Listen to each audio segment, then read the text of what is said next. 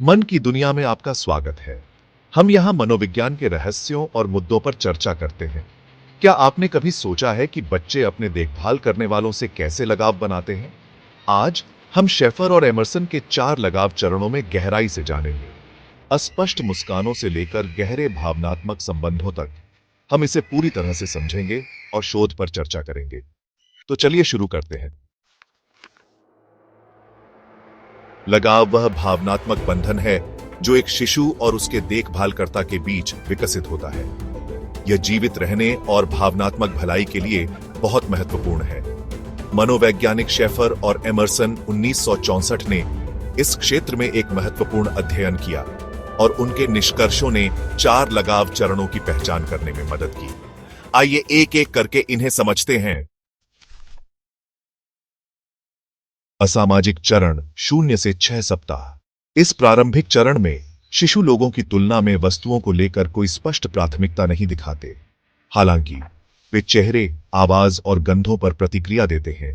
उदाहरण के लिए, एक नवजात बच्चा एक चलती हुई मोबाइल को उतनी ही रुचि से देख सकता है जितना कि एक देखभालकर्ता के चेहरे को, लेकिन सीमित अवलोकन योग्य व्यवहार के कारण इसे अध्ययन करना कठिन होता है। अविभाज्य लगाव 6 सप्ताह से 7 महीने।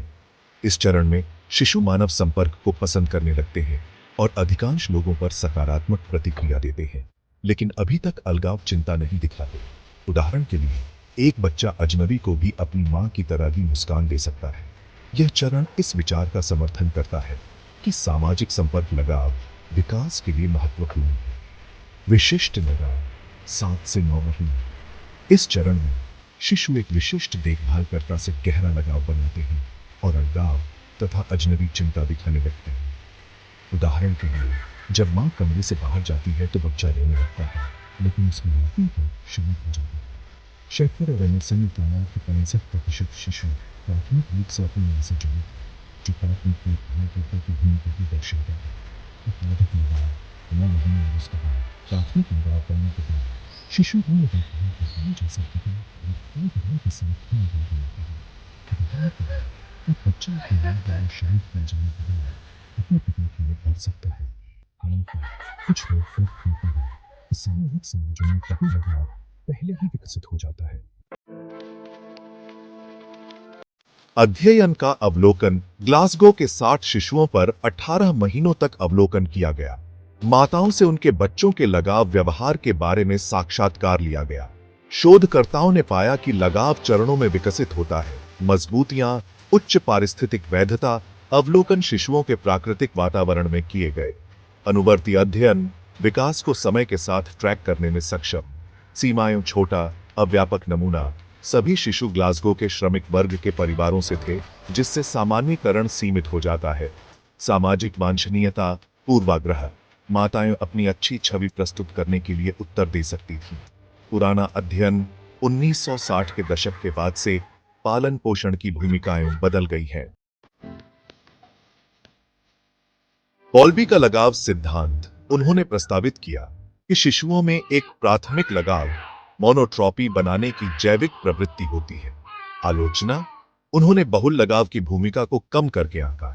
वन इजेंडॉन और क्रूननबर्ग 1988।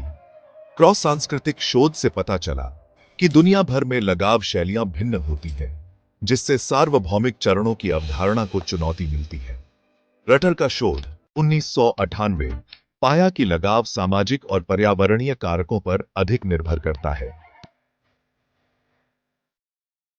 चरण सिद्धांतों की मजबूती। वे अनुमानित विकास पैटर्न को रेखांकित करने में मदद करते हैं। प्रारंभिक हस्तक्षेप में सहायक हो सकते हैं। आलोचना। कुछ शिशु भिन्न तरीके से विकसित होते हैं। उदाहरण के लिए, सामूहिक समाजों में चरण कठोर हो सकते हैं। विकास अक्सर लचीला होता है। हालिया शोध बताते हैं कि लगाव विभिन्न तरीकों से बन सकता है। तो जबकि शेफर और एमर्सन के लगाव चरण एक बेहतरीन रूपरेखा प्रदान करते हैं, शोध से पता चलता है कि लगाव एक सरल चरण मॉडल से कहीं अधिक जटिल है। आपका क्या विचार है? क्या आप लगाव के चरण सिद्धांतों से सहमत हैं? हमें कमेंट में बताएं और अधिक मनोविज्ञान जानकारी के लिए लाइक और सब्सक्राइब करना ना भूलें। अगली बार मिलते हैं।